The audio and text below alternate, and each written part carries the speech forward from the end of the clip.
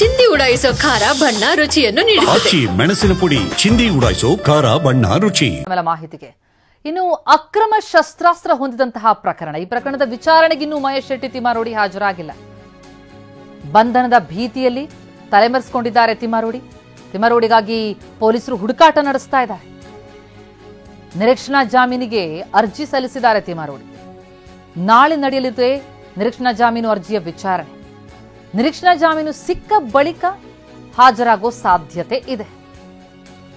ವಿಚಾರಣೆ ಕರೆದಿದ್ದಾರೆ, ಆದರೆ ವಿಚಾರಣೆಗೆ ಹಾಜರಾಗ್ತಾ ಇಲ್ಲ ಮಹೇಶ್ ಶೆಟ್ಟಿ ತಿಮ್ಮಾರೋಡಿ. ಅವರ ವಿರುದ್ಧ ಅಕ್ರಮ ಶಸ್ತ್ರಾಸ್ತ್ರ ಹೊಂದಿದಂತಹ ಪ್ರಕರಣ ಏನಿದೆ, ಆ ಪ್ರಕರಣದಲ್ಲಿ ಬಂಧನದ ಭೀತಿ ಎದುರಿಸ್ತಾ ಇದ್ದು, ಹಾಗಾಗಿ ತಲೆಮರೆಸಿಕೊಂಡಿದ್ದಾರೆ. ನಿರೀಕ್ಷಣಾ ಜಾಮೀನಿಗೂ ಅರ್ಜಿ ಹಾಕೊಂಡಿದ್ದಾರೆ. ನಾಳೆ ಏನು ನಿರೀಕ್ಷಣಾ ಜಾಮೀನು ಅರ್ಜಿ ವಿಚಾರಣೆ ನಡೆಯುತ್ತೆ. ನಿರೀಕ್ಷಣಾ ಜಾಮೀನೊಂದೊಮ್ಮೆ ಸಿಕ್ಕ ಬಳಿಕ ವಿಚಾರಣೆಗೆ ಹಾಜರಾಗುವಂತಹ ಸಾಧ್ಯತೆಗಳಿದೆ. ಈಗಾಗಲೇ ಧರ್ಮಸ್ಥಳ ಪ್ರಕರಣದಲ್ಲಿ ಸಾಕಷ್ಟು ಸದ್ದು ಮಾಡ್ತಾ ಇರುವಂತಹ ತಿಮ್ಮಾರೋಡಿ ಅವರ ಮನೆಯಲ್ಲಿ ಅಕ್ರಮವಾಗಿ ಶಸ್ತ್ರಾಸ್ತ್ರಗಳನ್ನು ಇಟ್ಕೊಂಡಿರುವಂತಹ ಆರೋಪ ಎದುರಿಸ್ತಾ ಇದ್ರು. ಆ ವಿಚಾರಕ್ಕೆ ಸಂಬಂಧಪಟ್ಟಂತೆ ಕೇಸ್ ದಾಖಲಾಯಿತು. ವಿಚಾರಣೆ ಕರೆದ್ರೆ ವಿಚಾರಣೆಗೆ ಹಾಜರಾಗ್ತಿಲ್ಲ.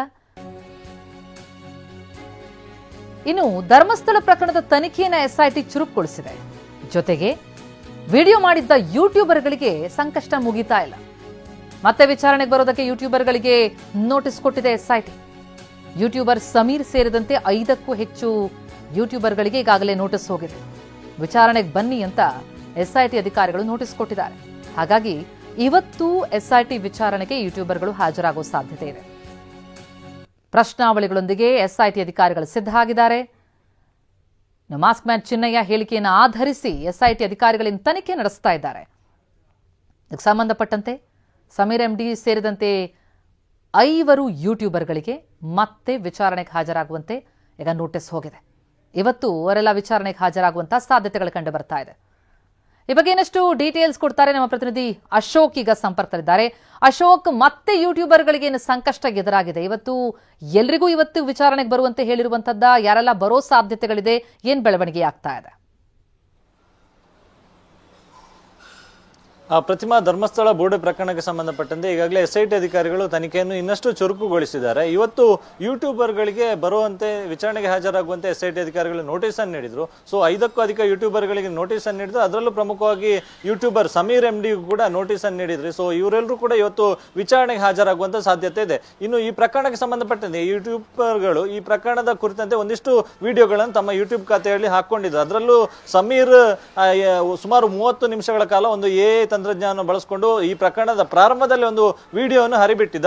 ಸೊ ಈ ಒಂದು ವಿಡಿಯೋವನ್ನು ಹರಿಬಿಟ್ಟ ಪ್ರಕರಣಕ್ಕೆ ಸಂಬಂಧಪಟ್ಟಂತೆ ಆತನ ವಿರುದ್ಧ ಧರ್ಮಸ್ಥಳ ಪೊಲೀಸ್ ಠಾಣೆಯಲ್ಲಿ ಎಫ್ಐಆರ್ ಆಗಿತ್ತು. ಸೊ ಧರ್ಮಸ್ಥಳ ಪೊಲೀಸರು ಮತ್ತು ಬೆಳ್ತಂಗಡಿ ಪೊಲೀಸರು ಜಂಟಿಯಾಗಿ ಆತನನ್ನು ವಿಚಾರಣೆ ನಡೆಸಿ ಆಲ್ರೆಡಿ ಕಳಿಸಿದ್ರು. ಆದ್ರೆ ಎಸ್ಐಟಿ ಅಧಿಕಾರಿಗಳು ಸಮೀರ್ ಎಂಡಿಯನ್ನು ವಿಚಾರಣೆ ಮಾಡಿರಲಿಲ್ಲ. ಹೀಗಾಗಿ ಇವತ್ತು ಆತನಿಗೆ ಬರುವಂತೆ ಬುಲಾವ್ ನೀಡಿದ್ದಾರೆ. ಇದರ ಜೊತೆಗೆ ಹಾಸನದ ಮೂಲದ ಏನು ಯುನೈಟೆಡ್ ಮೀಡಿಯಾ ಯೂಟ್ಯೂಬ್ ಚಾನೆಲ್ ಅನ್ನು ಹೊಂದಿರತಕ್ಕಂಥ ಅಭಿಷೇಕ್ ಎಂದನೆ ಆತನ ವಿಚಾರಣೆಯನ್ನು 8 ದಿವಸಗಳ ಕಾಲ ಮಾಡಲಾಗಿತ್ತು. ಆತನ ವಿಚಾರಣೆ ಮುಗಿಸಿ ಮತ್ತೆ ವಿಚಾರಣೆಗೆ ಬರುವಂತೆ ಕರೆದಾಗ ಬರಬೇಕು ಅಂತ ಹೇಳಲಾಗಿತ್ತು. ಸೊ ಆತನನ್ನು ಮತ್ತೆ ಇವತ್ತು ವಿಚಾರಣೆ ಕರೆದಿದ್ದಾರೆ. ಸೊ ಆತನು ಕೂಡ ಇರ್ತಾನೆ. ಮತ್ತೆ ಇದರ ಜೊತೆಗೆ ದಿ ಟಾಕ್ಸ್ ಮತ್ತು ಸಂಚಾರಿ ಸ್ಟುಡಿಯೋ ಎನ್ನುವಂತ ಯೂಟ್ಯೂಬ್ ಚಾನೆಲ್ ಎಂದೆ ಅದರ ಯೂಟ್ಯೂಬ್ ಚಾನೆಲ್ ಮಾಡ್ತಿದ್ದಂತ ಅವರಿಗೂ ಕೂಡ ನೋಟಿಸ್ ಅನ್ನು ನೀಡಿದ್ದಾರೆ. ಸೊ ಅವರು ಕೂಡ ವಿಚಾರಣೆಗೆ ಹಾಜರಾಗಬೇಕಾಗುತ್ತೆ. ಪ್ರಮುಖವಾಗಿ ಚಿನ್ನಯ್ಯ ಎಸ್ಐಟಿ ಅಧಿಕಾರಿಗಳ ತನಿಖೆ ಸಂದರ್ಭದಲ್ಲಿ ಒಂದಿಷ್ಟು ವಿಚಾರಗಳನ್ನು ಬಾಯಿ ಬಿಟ್ಟಿದ್ದ ಮತ್ತು ಆತನ ಮೇಲೆ ಒತ್ತಡ ಹಾಕಿ ಈ ಎಲ್ಲ ಕಥೆಗಳನ್ನು ಹೇಳಲಾಗಿತ್ತು ಎನ್ನುವಂಥದ್ದನ್ನು ಆತ ಎಸ್ಐಟಿ ಅಧಿಕಾರಿಗಳ ಮುಂದೆ ಹೇಳ್ಕೊಂಡಿದ್ದ. ಆದ್ರೆ ಅದಾದ ಬಳಿಕ ಆತನ ಹೇಳಿಕೆಯನ್ನು ನ್ಯಾಯಾಧೀಶರ ಮುಂದೆ ದಾಖಲು ಮಾಡಲಾಯಿತು. ಸೊ ಆ ಒಂದು ಆತನ ಹೇಳಿಕೆಯ ಅಧಿಕೃತ ದಾಖಲು ಅಂದ್ರೆ ಲಿಖಿತವಾಗಿರ್ತಕ್ಕಂಥ ಪ್ರತಿ ಎಂದೇ ಅದನ್ನು ಕೂಡ ಎಸ್ಐಟಿ ಅಧಿಕಾರಿಗಳು ಪಡ್ಕೊಂಡಿದ್ರು. ಸೊ ಚಿನ್ನಯ್ಯನ ಹೇಳಿಕೆಯನ್ನು ಆಧರಿಸಿ ಇವತ್ತು ಯೂಟ್ಯೂಬರ್ಗಳ ವಿಚಾರಣೆ ಆಗ್ಲಿಕ್ಕಿದೆ. ಪ್ರಮುಖವಾಗಿ ಈ ಯೂಟ್ಯೂಬ್ ನಲ್ಲಿ ಅವರು ಹಾಕೊಂಡಿರ್ತಕ್ಕಂಥ ವಿಡಿಯೋಗಳಿಗೆ ಸಂಬಂಧಪಟ್ಟಂತ ದಾಖಲೆಗಳು ಏನಿದೆ ಎಂಬುದನ್ನು ಕೂಡ ಪ್ರಶ್ನೆ ಮಾಡ್ಲಿಕ್ಕಿದ್ದಾರೆ. ಯಾಕಂದ್ರೆ ಸಾಕಷ್ಟು ಊಹಾಪೋಹ ಮತ್ತು ಕಪೋಲ ಕಲ್ಪಿತ ವರದಿಗಳನ್ನು ಕೂಡ ಬಿತ್ತರ ಮಾಡಿದ್ರು. ಸೊ ಈ ವಿಚಾರಕ್ಕೆ ಸಂಬಂಧಪಟ್ಟಂತೆ ಯೂಟ್ಯೂಬರ್ಗಳ ವಿರುದ್ಧ ಸಾಕಷ್ಟು ಆರೋಪಗಳು ಕೂಡ ಕೇಳಿ ಬಂದಿತ್ತು ಮತ್ತು ಸಾಕಷ್ಟು ದೂರುಗಳು ಕೂಡ ಬಂದಿತ್ತು. ಈ ಹಿನ್ನೆಲೆಯಲ್ಲಿ ಎಸ್ಐಟಿ ಅಧಿಕಾರಿಗಳು ಅದರ ಕುರಿತಂತೆ ಸಂಪೂರ್ಣವಾಗಿ ವಿಚಾರಣೆಯನ್ನು ಮಾಡಲಿಕ್ಕಿದ್ದಾರೆ. ಅವರು ಯೂಟ್ಯೂಬ್ ಅಂದ್ರೆ ಈ ವಿಡಿಯೋಗಳನ್ನೆಲ್ಲ ಮಾಡೋದಕ್ಕೆ ಅವರಿಗೆ ಫಂಡಿಂಗ್ ಆಗಿರ್ತಕ್ಕಂಥ ಆರೋಪ ಕೂಡ ಇತ್ತು. ಸೊ ಎಲ್ಲ ಅಂಶಗಳನ್ನು ಗಮನದಲ್ಲಿಟ್ಕೊಂಡು ಇವತ್ತು ವಿಚಾರಣೆಯನ್ನು ಮಾಡಲಿಕ್ಕಿದ್ದಾರೆ.